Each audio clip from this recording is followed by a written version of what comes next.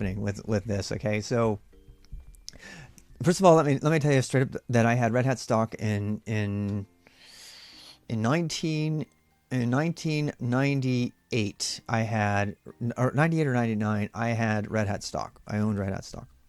Um, so it's important that you know. Wait, is that right? No, God, it was 90. So I was at Nike between from 97 to 2000. So 96. 96, yeah, in 1996. In 1996, I had Red Hat stock. In fact, it was I bought Red Hat stock after I got some stock options from Teleport because Teleport sold out to another company.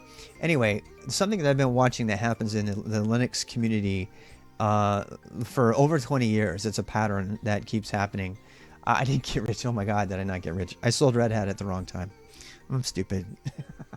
So anyway, so but I tell you what, I got into internet stuff by being, learning it myself before there were no books on it. Then I worked at an internet service provider, and then eventually, but Red Hat was a brand new thing. You gotta understand. So back then, so this is the pattern, and this is where I'll put the mark.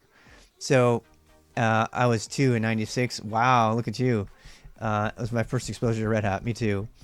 And so Red Hat was really, really up and coming. I mean, it was the cool thing to be using. It was, uh, uh, yeah, Red Hat was Santa. I did think Red. So I mean, Red Hat was the coolest thing. I was so into Red Hat. I had done some other stuff before that, um, and so Slackware was the big thing before that, and Mock Linux stuff that you'll never remember. Really old Linux systems. Anyway, so here's the pattern that happens. So there's always a super cool, edgy uh, Linux community who is looking down on everybody else and making really amazing things. Yeah, Slackware was the god back then. Yeah. Okay, so this is my observations about the Unix community in general over the last 20, 30 years. There's always an edgy, you guys are all plebes distro and community. There's always a mainstream, this is as nice as we can get for beginners sort of culture in distro. And there's always a distro that's trying to make money. There's always a distro that's trying to make money and to placate the business. Okay, so those are the three kind of cultures that have existed for decades in Linux. You have the edgies, you have the plebes who just want something that works, and then you have the business people who want to capitalize on all this free software for business. And there's constantly a migration. There's a movement between these cultures that you can track. You can track the dynamic over time between these distros. And if you really want to stay on top of things, particularly if you're on stock, just watch the cultures, how they shift. So, for example, so let me give you an example of why I think this is true. So, um, so as I mean, you go way back far enough, Slackware was the edgy distro, right? Mock Linux and all that. But there was a time when Red Hat was the edgy distro. And then Red Hat very clearly showed its colors, and this is something that happens in the community over and over again. It's like a cycle. Uh, an edgy distro, and you can even make a case that Solaris did the same thing. Solaris was it was proprietary from the beginning, but Solaris very openly said, no, we're going to be Unix for the people. They were kind of Linux before there was a Linux. And so that they were pushing, and so the culture for Solaris was like, and actually you can ask Last Miles all about this. The culture for Solaris was all about, like really out there is Unix for everybody. So the sentiment was there for Unix for everybody, and and then Linux just kind of played on that sort of thing. But then Solaris became very interested in money, and it kind of migrated along through the path. But this is always how it happens. So sometimes you'll have a very successful edgy distro that becomes mainstream, and then all of a sudden, it finds out it can make money or it needs to make money, and so the owners will say, okay, we're going to make money now, and there's this massive fallout. So that's exactly what happened with Red Hat when it became a for-profit enterprise, and it said, "Hey, we got Fedora here. You can use Fedora and give us all your free innovation, and we're just going to make money on it. Is that okay?" And I tell you what, people got angry. They got really, really angry with that, and so they would move on. Uh, and so there's always those three groups. There's the edgies, there's the beginners, the plebes who just want to, use something that works, and there's the people trying to make money. And you can watch the movement through here all the time. And let me just tell you, this is why I was asking so many questions about Arch when I came back to Linux after using Mac for about a full year because I was teaching. And this is why I signed on to Manjaro and stuff. And this is why I hate Manjaro. Because Manjaro has very clearly showed their colors as wanting to be the next Ubuntu or the next Red Hat. They've overwhelmingly demonstrated that, and so that's one of the reasons I don't trust them. Because they're trying to build themselves as the edgy distro. They're also the common. See, this is, if you want to make money, what you do is you cater to all three of those groups. And that's what Manjaro is trying to do and failing. They're trying to say, hey, guess what, edgy people? We're Arch, so we're all good. And then they're saying to the beginners, they're like, hey, look how happy and colorful we are. We're super easy to use. Come join us. And then they're also saying to the enterprise, look how safe we are. We're vetting all of our distros and making sure everything's really perfect for you so that you can depend on us. And by the way, we have this extra stuff for you. We're packaging this proprietary software for you so that you can have that available to you. They're pulling in Ubuntu is what they're doing. So if you look at the different distros, you can see, but the ones who try to cater to all three groups at the same time always fail. They always fail. They always fail. The best example of a company that has made it through that is Ubuntu. Canonical. Canonical has kind of straddled that fence as much as possible, but Ubuntu has completely lost the edgy interest completely. Debian is there. The edgies, the normies, and the businessy ones. Okay, so what we have right now is we have a situation where Red Hat used to be, and I told you when I bought stock and everything back in '96, Red Hat used to be the edgy distro. It was the edgy distro that everybody wanted. It was organized. It was awesome. They came out with, the RPM. RPM was awesome. You understand, there was no such thing as RPM before that. When RPM came back, we were like, hallelujah, because we had some way to do it. And then what, right? So then Red Hat, fast forward 2.5 decades, and what do you get? Made it a Debian edition. Yeah. I love that too. Did they just change that? Anyway, so fast forward 2.5 decades, IBM buys the once edgy distro because it's become so mainstream and so tailored to the corporation and so watered down and boring that there's no edgy people that are going to touch it with a 10-foot pole. And if you don't believe me, look at the Gen 2, ask a Gen 2 or an Arch person what they think of Red Hat. No, seriously. When's the last time you've talked to an Arch or a Gen 2 or an LFS person about Red Hat? What's their this is how you can really gauge where the culture has gone.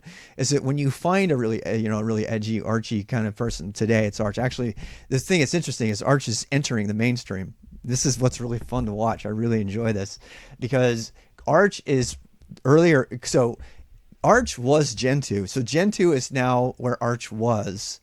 Okay. So Red Hat bad. Yeah. So the fact that IBM would buy Red Hat tells you that Red Hat is dead. it's so when you guys, so I'm justifying the statement I made earlier. Yeah.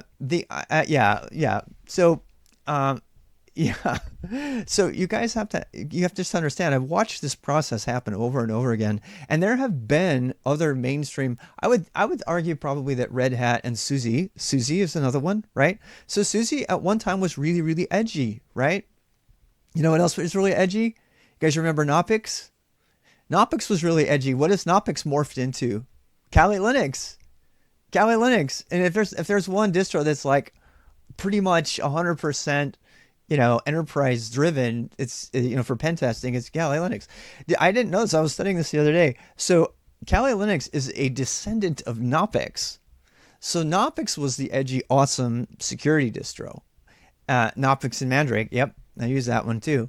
And then what happened? Then it's kind of morphed down. It's kind of been watered down. So what I'm trying to show you is that the evolution of Linux distros begins with something on the edge, and it ends with something being bought by a big company, and even worse, like SCO Unix, which is same sort of thing, but in the Unix world, SCO Unix on its deathbed started suing the crap out of everybody because everybody knew that it was a completely, totally useless Unix distro. And so that is like when a distro dies. A distro dies. Uh, yeah, yeah.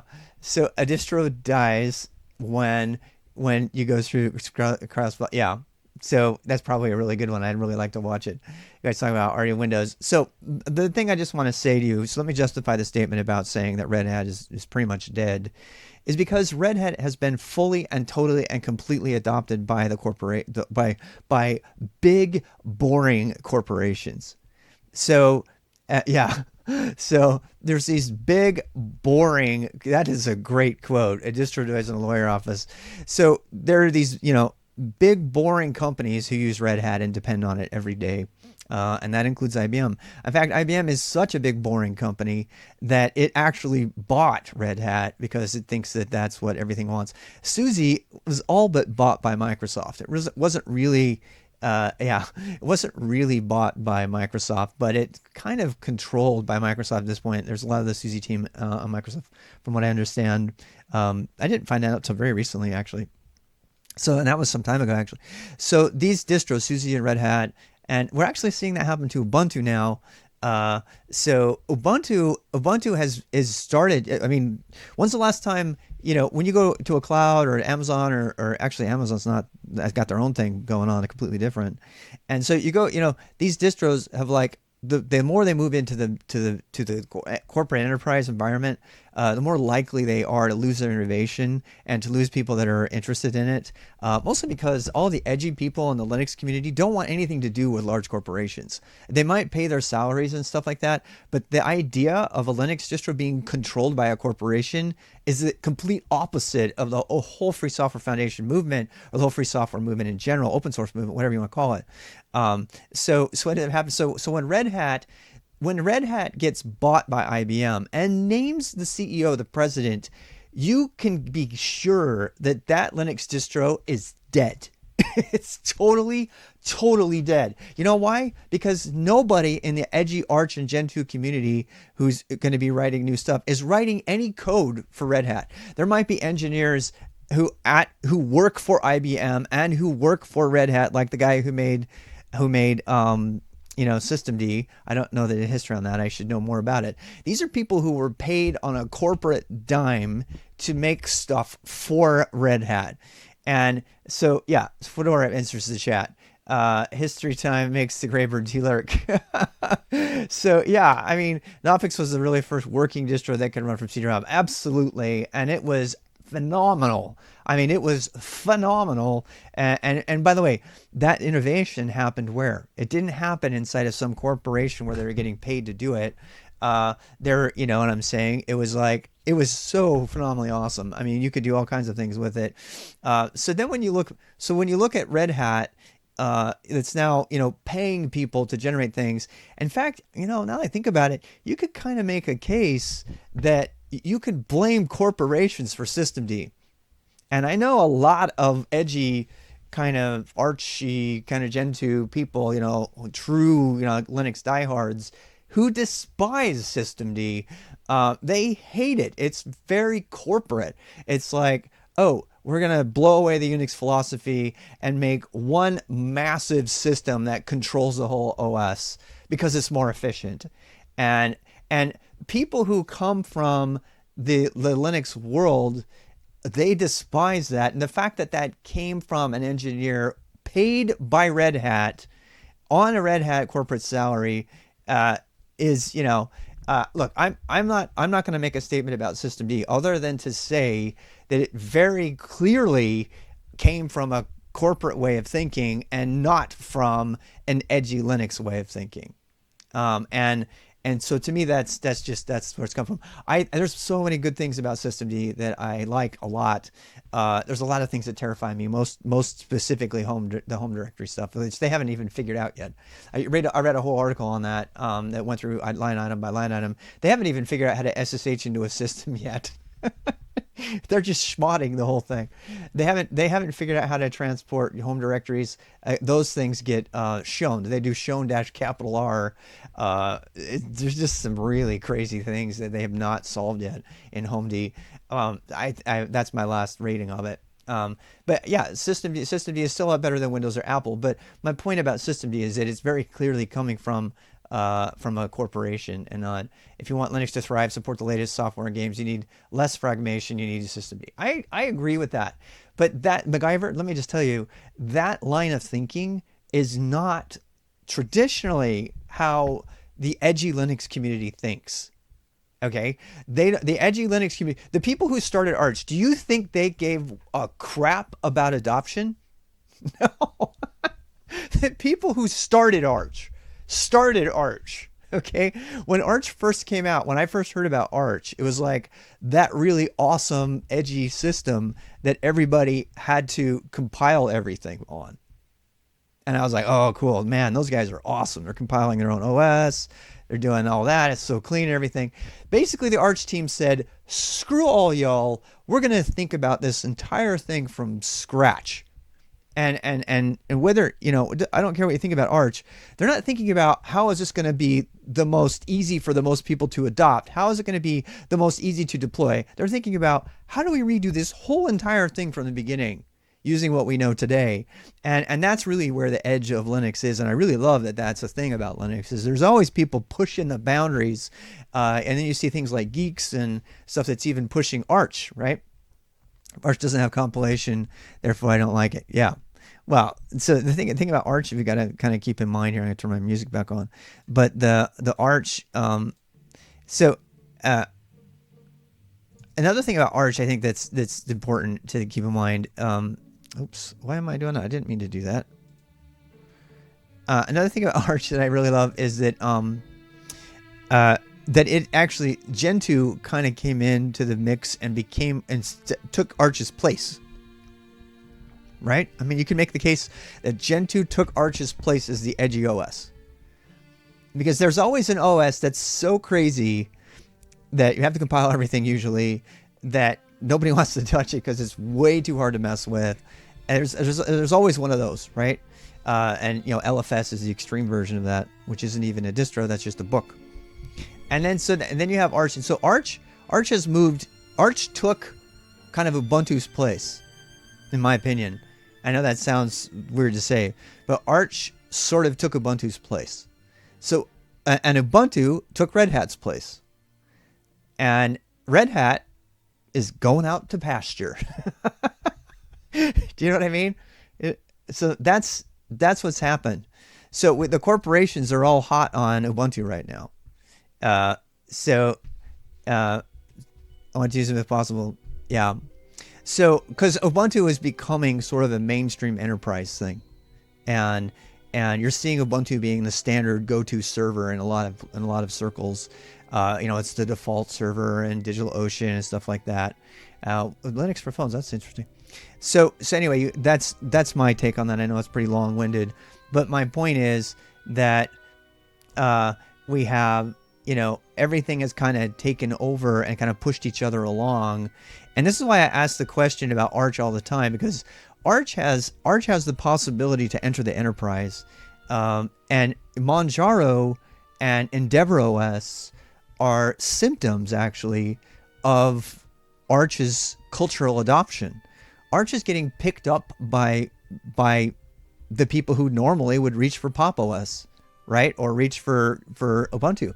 There are a lot of people, Manjaro specifically is pushing on their website for beginners to take up Manjaro. And that's why I'm so mad, because it turned out it was a lie, and I had beginners do it and then have them brick their systems and have Arch people talk to them like they were edgy Arch people and call them idiots.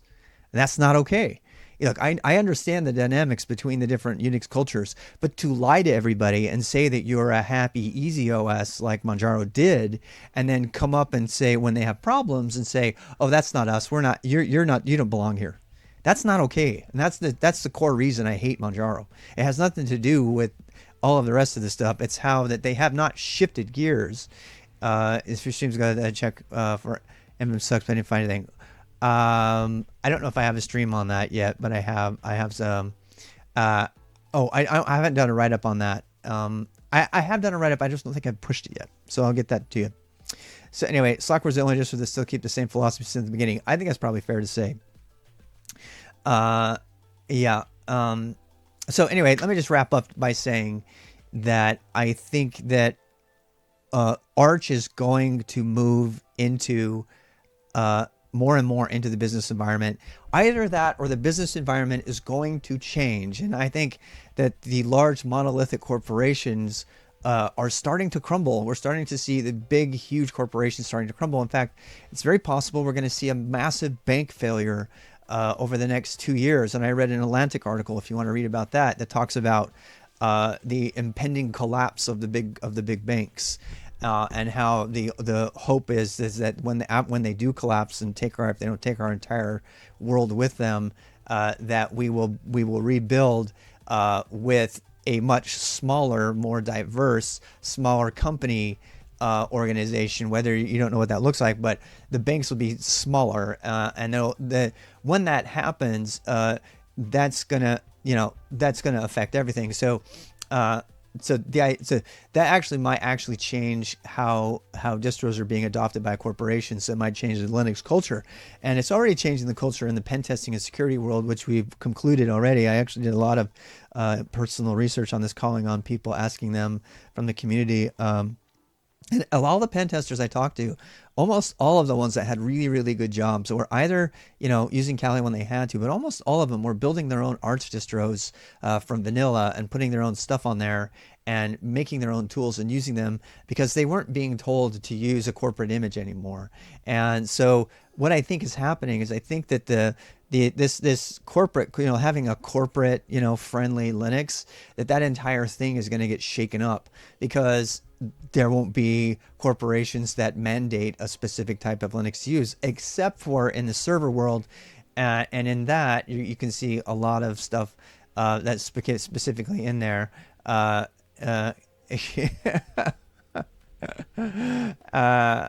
did not write that book. You know that, right? You're so funny.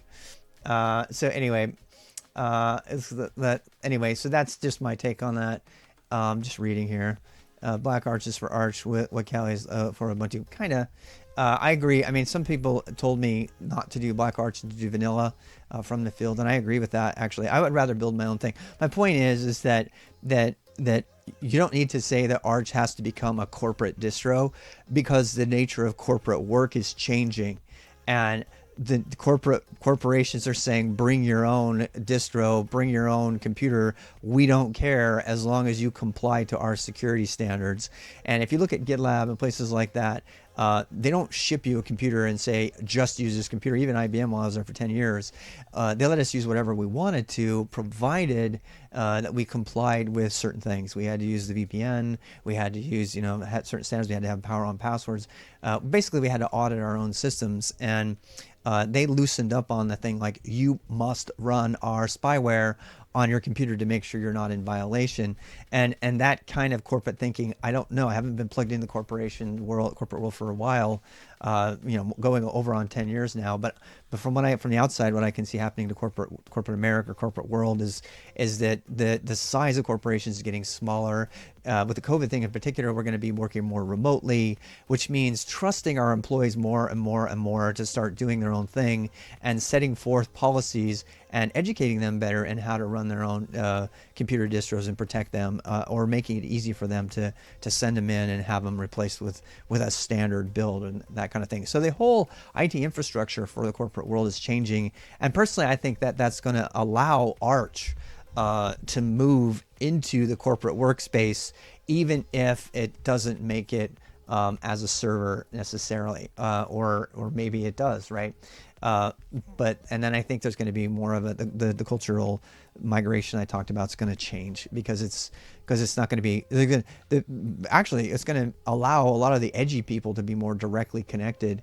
Arch will never ever be a corporate server distro ever because of the AUR. I'm sorry. I'm just gonna, having worked so much with legal and companies when we were trying to use open source software and stuff, knowing how strict corporations are about server software and compliance and being able to track, be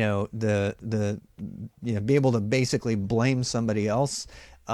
This is why corporations are still so heavily invested into Microsoft, because they can go to Microsoft and say, "Can you promise us that this is going to be safe?" And that's why you're seeing a bunch of cloud stuff too. Amazon's got their own distros, so that those, if anything, the Amazon distros and Azure continues to grow like crazy. These distros, SUSE and things like that, those server distros are still going to grow because they're safer, and corporations do not want to put the AUR on a server. That just is like stupid. So that'll never happen. But I have a feeling Arch will definitely like sneak into the mainstream user base, and that includes kind of giving. Yeah, see, I don't know. Is it more evil than Google? That's the question, right? So anyway, I'm gonna go ahead and take a break. When I come back, I'm gonna go through the Get Me Linux stat video.